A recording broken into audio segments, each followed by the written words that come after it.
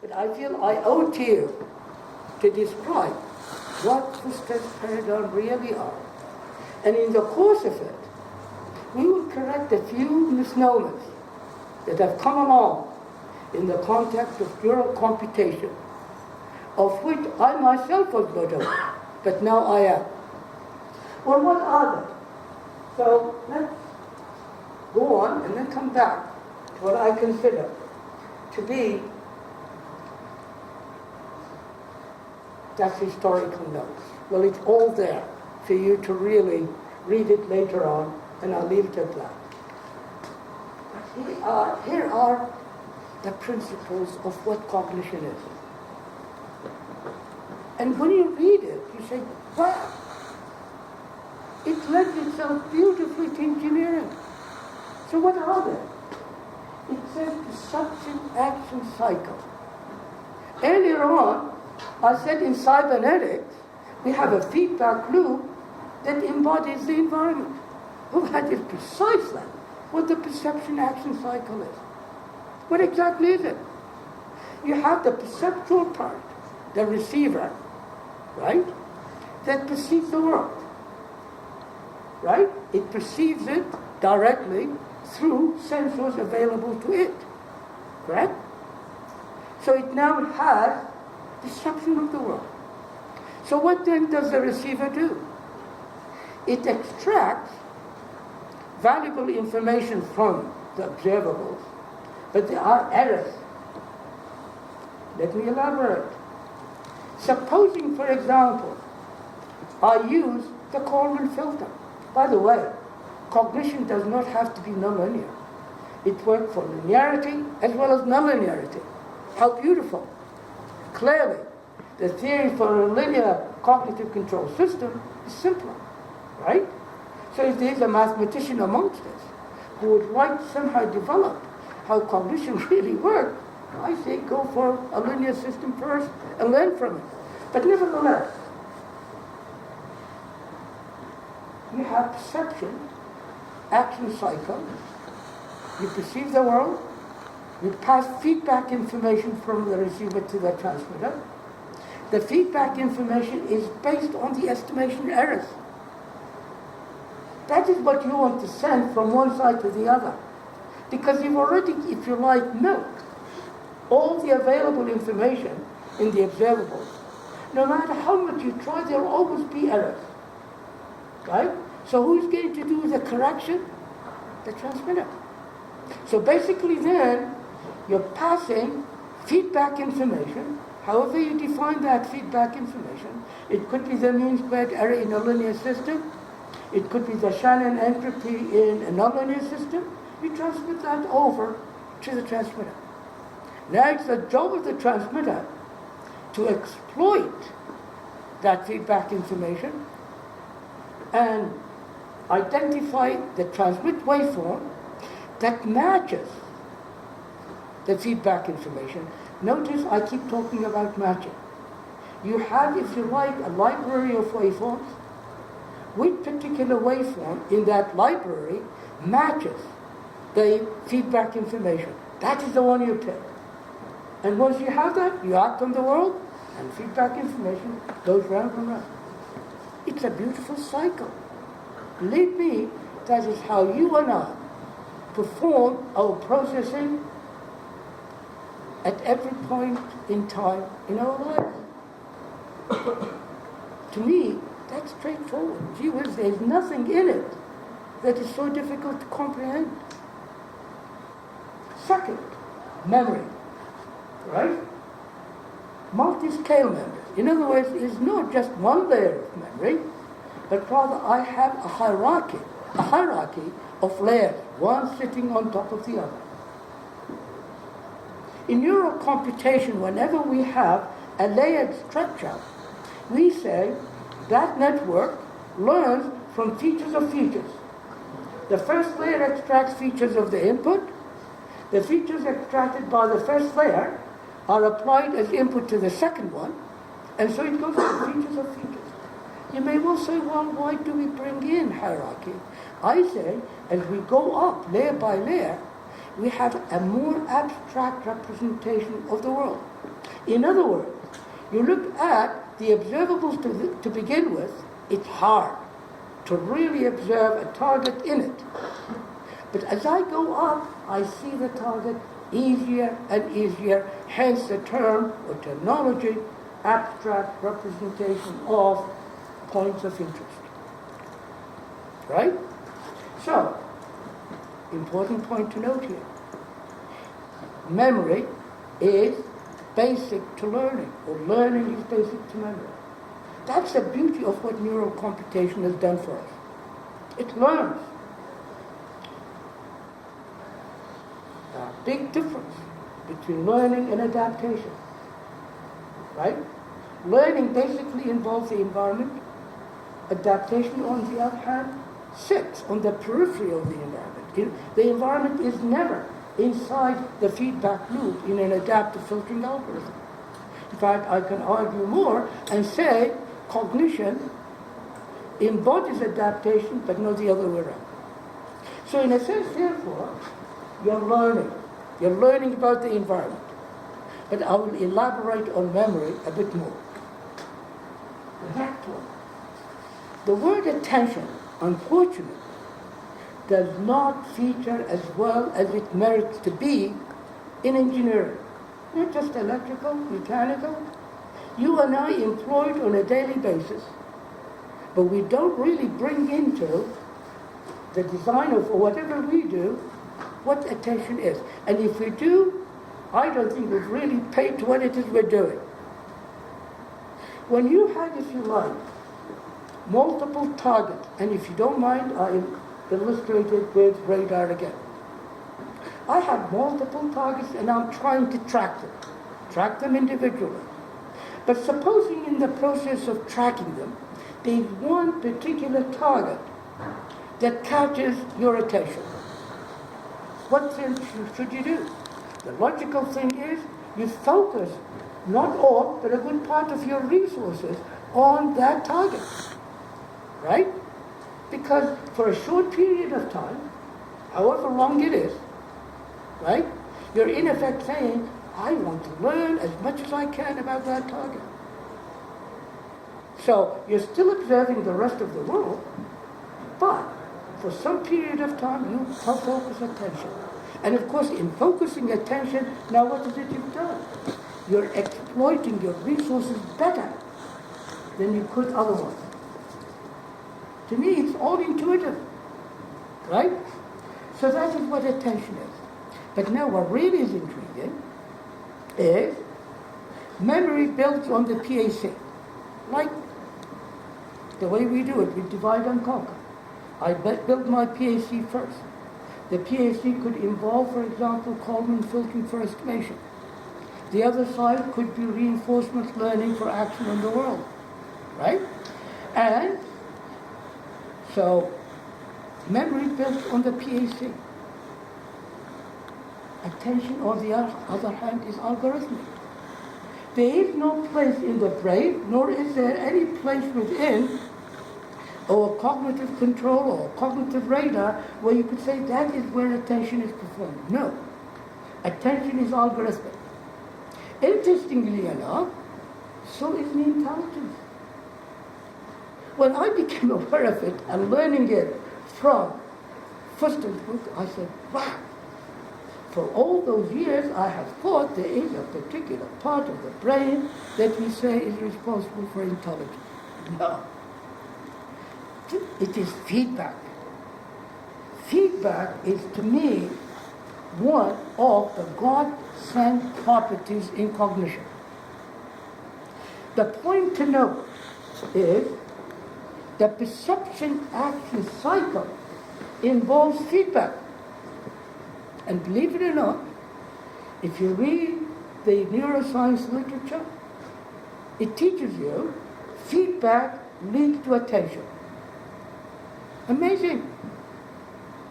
If I have PAC, right, through it, I can now, and it's obvious, because once I have my feedback loop, I go round and round.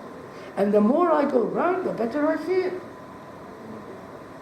So attention is really the result of feedback distributed throughout the system. So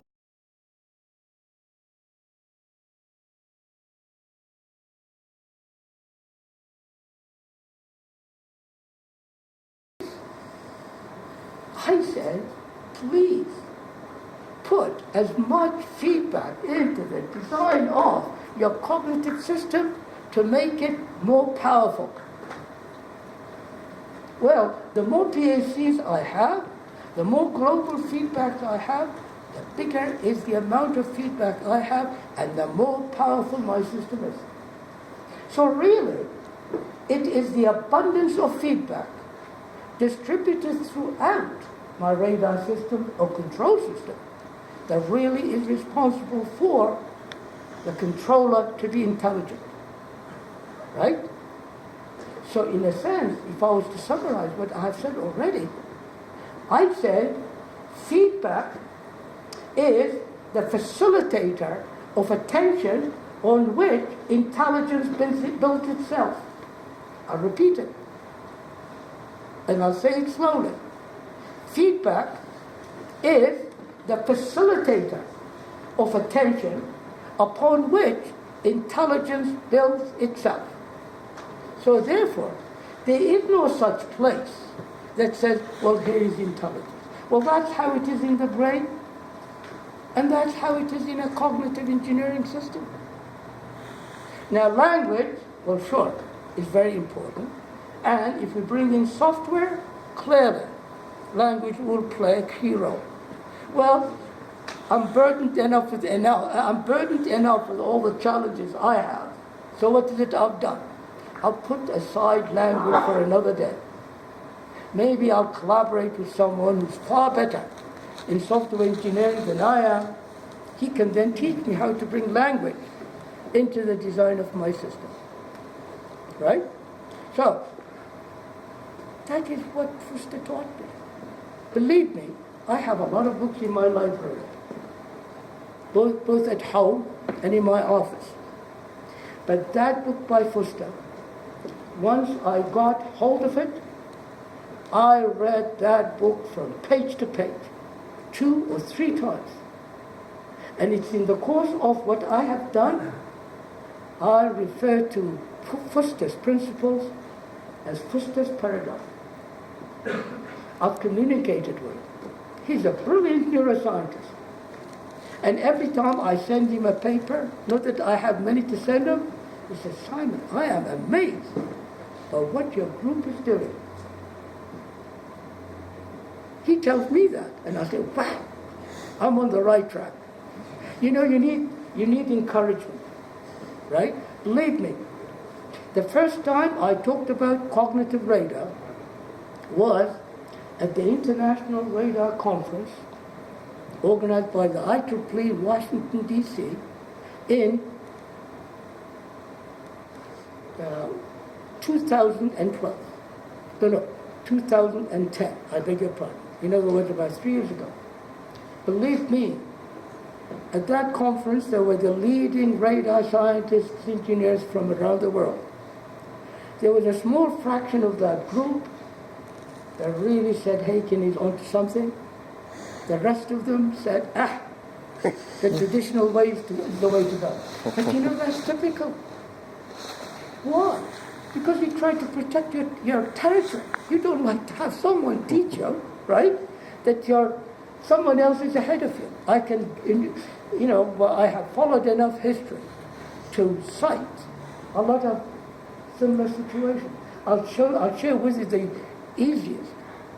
When Kalman filter was derived in 1960, he sent it to where? IEEE transactions on automatic control. Guess what happened? The paper was rejected because the guys who reviewed it couldn't understand the state-based model. And where was it published? In Mechanical Engineering Transactions, Part B, I think it was, or Part A. I think it was Part B. And do you know what? From what he's told me and what I've heard from others, he has never attended a single IEEE transactions workshop or conference on any topic. He's written them all, right? But you know, that's typical. I can mention a few others, right? But what is interesting, the guys who were skeptical in terms of what I said 3 years ago are the ones who write to me regularly, wanting me to somehow put myself, whatever it is, in one or two of these Twitter and the rest of them for me to start dialoguing. Not really. I have no time for it. So, I would say, where I sit today, a while ago, I was nervous. Nervous to get up and speak. Believe me, I was a wee bit nervous today. But they always say, if you are nervous a wee bit, it's because you want to do a good job. Well, I'm prepared to take a bet with anyone. I'm on the right track. I am, and I'm at the stage in life I can't make mistakes. And I know I am right, but then I am right on cognitive control. We've demonstrated it, and I'll show you what difference it makes to traditional control. So I think I've said enough about Fuster's paradigm. What I've really done so far is to identify what I consider to be the germane, the important part of what the topic is. So let's carry on.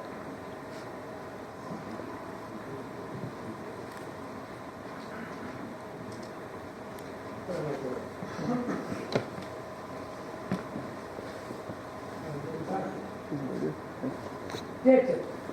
So where is my PhD? It's beautiful. Believe me, the same diagram is embodied in cybernetics. You say to yourself, well, why couldn't they have gone one step further and bring in memory and the rest of it? Well, easier said than done. So what do we have? Well, and that diagram really speaks in a diagrammatic form, right? I've got to make sure, I think it's this one, isn't it? No. For my point. Here we are. And in a sense, that's nothing but a diagrammatic representation of the creation. You see, the environment is right in the middle, right? The one thing I'd like you to know, and to me it's very important, notice my feedback link, I say feedback information. It's not an error signal. No. It is based on errors. It is based on estimation errors, right? But what you actually feed from one part to the other is the information content of the errors. So I said information, however you want to define it, features prominently in not just cognitive control, in any cognitive system. That indeed is the very basis of the human brain. That is why when we speak about the brain, we say it's a powerful information processing system or machine. So, let me then carry on.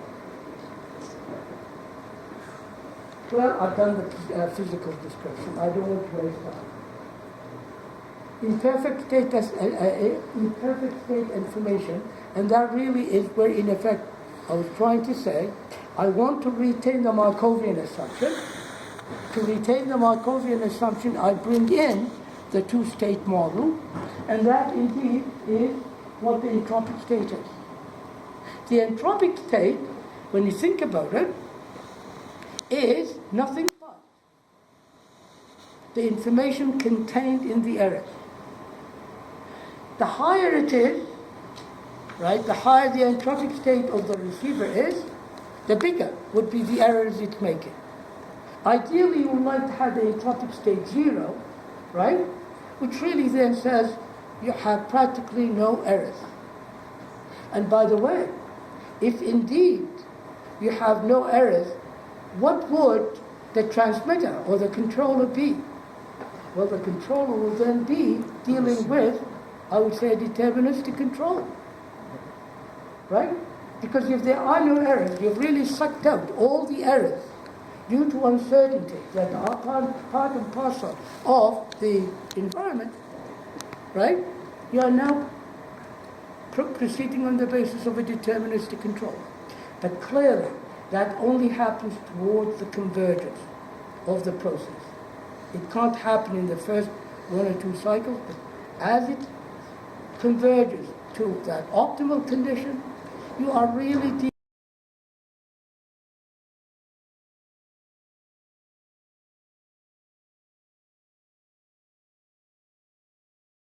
Tropic state, not only does it describe the state of the environment, but it also defines for you the feedback information. That is what you're really sending from the transmitter, from the receiver to the transmitter. Reinforcement learning. What is reinforcement learning? Well, basically, it's an approximate form of dynamic programming. Right? Dynamic programming is optimal, so I have to bring in reinforcement learning in order to approximate it in an engineering sense. But what is really important is reinforcement learning has been demonstrated experimentally to exist in the human brain. The so-called dopamine neurons in the brain are indeed responsible for reinforcement learning. Right? Now, when I presented my thinking at SALT for the first time, I in effect said the entropic state of the scalar. Well, believe me, there was a silence for about half a minute. I was then told, you are right, Simon, but it's not a scalar, but rather it's a vector. But then when I gave a similar talk over in Japan, about roughly the same year, I was really corrected there. I was in effect told the entropic state is not really a vector, but rather it's a matrix. Well, now indeed I know why it is a matrix. I leave that till the very end of my talk. So we've really gone a long way. And I think, with time being the limiting factor, what I really should do is show you some experimental results through simulation. So, the first one is cognitive radar. Well, there you have it. You have two figures. Basically, you have a target that's falling from space, and you're trying to somehow track that target for its velocity and altitude. There, what you're really doing is the error due to the whole altitude. And at the very top, right, at the very top, we have what we refer to as the Kubica-Coleman filter. The Kubica-Coleman filter, some other people refer to it as the unscented Coleman filter, right? But in actual fact, the Kubica-Coleman filter from a mathematical point of view is more rigorous than the unscented. But what you notice, if indeed you look at that top, and if you look at reinforcement learning by itself, it's not doing much good. Why? Because reinforcement learning involves planning. You're looking ahead. So, if indeed I bring planning, you begin to see, right? I begin to perform nearly as good as dynamic optimization, which is based on Bellman's dynamic programming. But, clearly, the convergence rate is not as fast. If I increase the number of how many actions there are in my policy, then indeed I begin to approximate it better. So what is it we're really doing there? We're really trading off, right? We're trading off computational complexity, reduced computational complexity in place of convergence. You can't have your cake and eat it. That's the essence of engineering. For every gain I make, there's a price I have to pay. But from an engineering perspective, I would rather have a smooth transition rather than jump around from one point to another.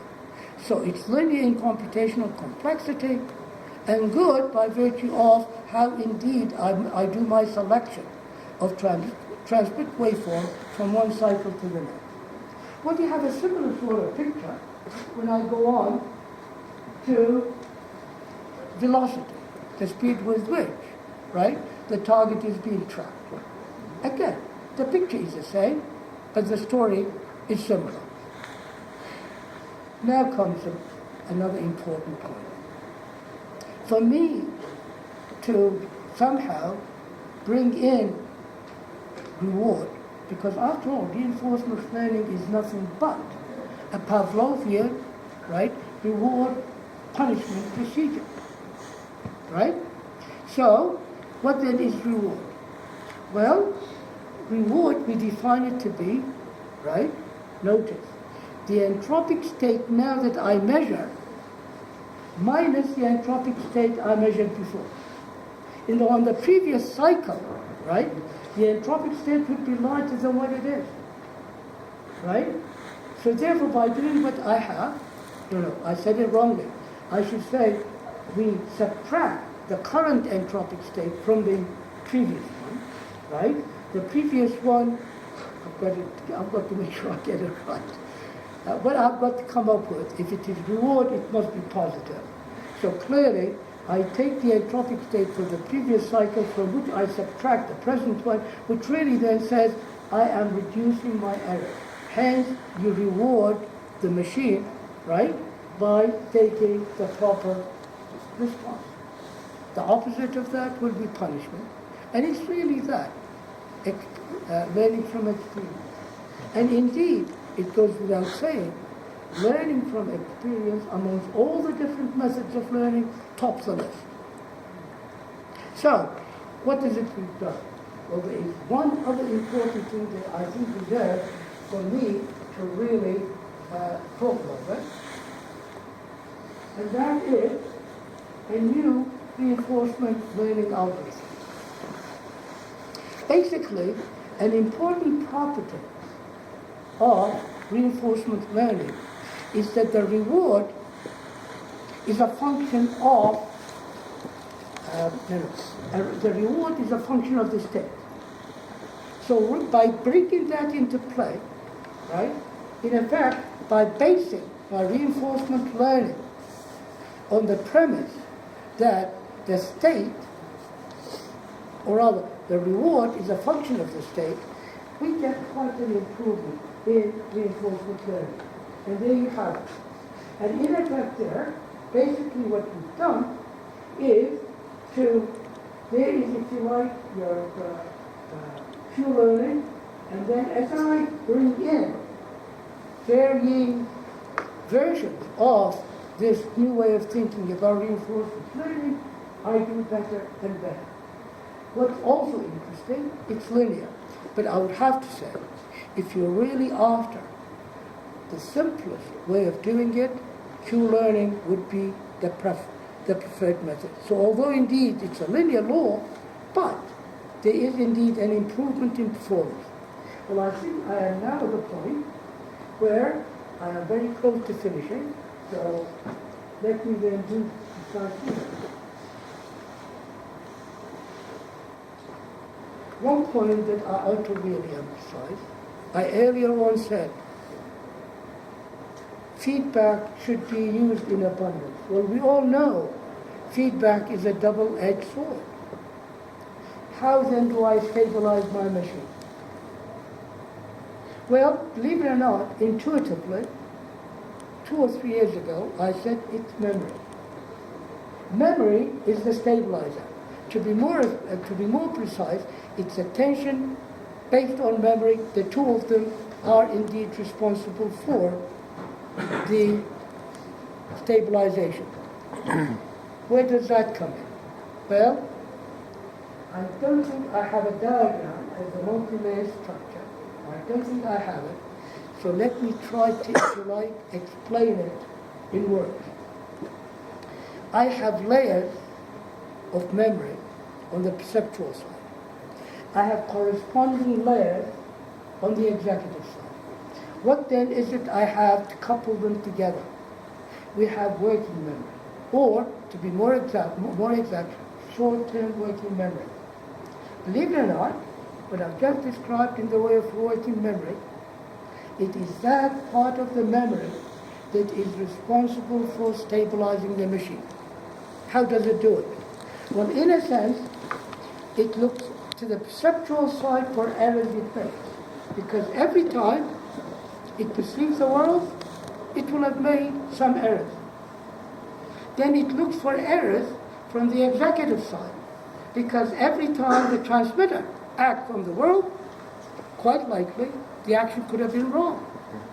So there are errors being made by the perceptual side,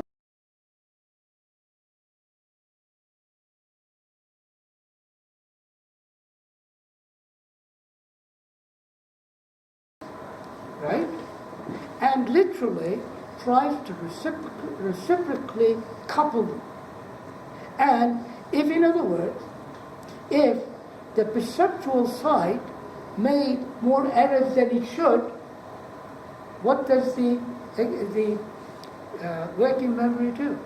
The working memory tries to lower the entropic state. Clearly it can't do it on the same cycle. It has to wait till the next one. By the same token, right? If the transmitter has acted wrongly, it has made errors, right? The working memory intervenes again, reduces that error on the next cycle. So in other words, the working memory is acting like a mediator.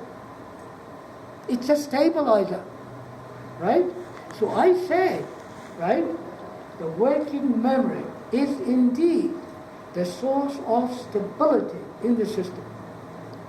Now, I'll share with you my current thoughts. I'm in the process of going beyond what I have described.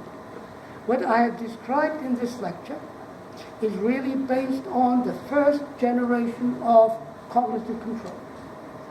Why did I do that? Well, I want to demonstrate cognitive control. So I did not make my perceptor, my receiver, very sophisticated. I went and used a Kubica-Kalman filter. It could have been some other filter.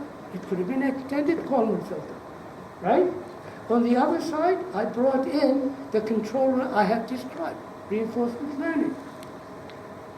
It's simple. In actual fact, if you read a paper that I will refer to, I bet you, well, I better be careful. I honestly say, if you have a good graduate student who really has the interest in what I have described, in 6 months you will repeat our experiments. And if you have difficulty, all you need to do is write me a note. And I'll send you the algorithm. Truly, I want to have you not only learn from me, but teach me back. Truly, if you have difficulty in algorithmic formulation of what I've described, drop me a note and I will send you a PDF version of the algorithm we have used. I can't say it better, right? So what then is it I'm working on now? In fact, that is why I've been here since Sunday. And some of you I have had the pleasure of meeting at one occasion or another. But then I've been working hard in my room. You may well say, why the heck have you done that? Well, because I have a discovery grant, and I literally have 5 days. By the time I go home, I've got to submit that discovery grant for my next phase of what I want to do. Well, here is, and I'm going to describe to you, and in describing what I am, if you want to put a student on it, well, I can't give you the paper yet, but I'll describe it, right?